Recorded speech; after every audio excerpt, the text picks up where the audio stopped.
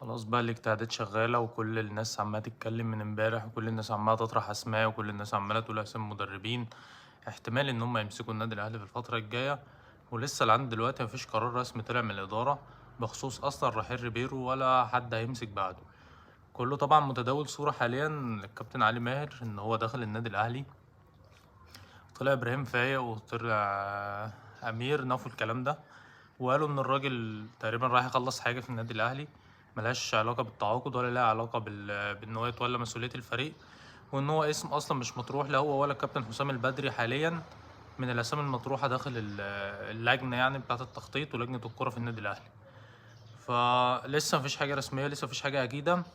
الناس مش عايزين استعجال، عايزين نشوف القرار الرسمي الأول بخصوص ريبيرو وبعد كده نبص مين اللي هيقدر يمسك الفرقة في الفترة الجاية. في ناس برضه قالت جوزيه جوميز، انا معرفش جوميز مسك الزمالك وهو ما عندوش نجوم كتير ما عندوش لعيبه كبيره كتير في الفرقه. معرفش لو مسك النادي الاهلي في الحاله اللي هو فيها دي او في ظل النجوم الكتير اللي موجوده في النادي الاهلي هل ممكن ان هو يقدر يقدم حاجه مع الفرقه ولا لا. دي برضه حاجه انا ما اقدرش اجزم بيها يعني. فخلينا نستنى وخلينا نشوف، بس اللي عايز اقوله ان قبل رحيل ريبيرو لازم انتهاء مشوار الكابتن محمد يوسف مع النادي الاهلي في منصب مدير الرياضي ده، لان انا مش شايف الكابتن محمد يوسف بيقدم حاجه اصلا في المنصب ده.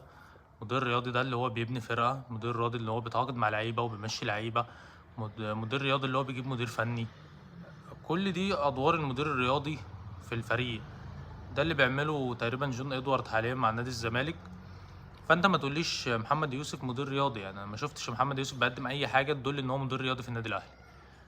والراجل كلنا شفنا منظره امبارح على الدكه، يعني انا ما اعرفش هل هو لو مدير رياضي هو قاعد على دكه البدلاء ليه اصلا اثناء المباريات؟ هل هو قائم باعمال مدير الكوره برضه؟ طب فين دوره مع اللعيبه وفين دوره مع الجهاز الفني وفين كل الكلام ده؟ فانا اعتقد قبل رحيل ريبيرو لازم برضه نوجه الشكر للكابتن محمد يوسف، ولازم بقى نروح لاهل الكفاءه شويه وبلاش اهل النادي او ابناء النادي او كل الكلام ده. عايزين نحط كل واحد في مكانه المناسب لو سمحتوا. كابتن محمد يوسف طول عمره بيشتغل مدير فني او مساعد مدير فني، فما اعرفش يعني احنا بنخترع مناصب، بنحط ناس اصلا مش ليها في المناصب دي في مكانها.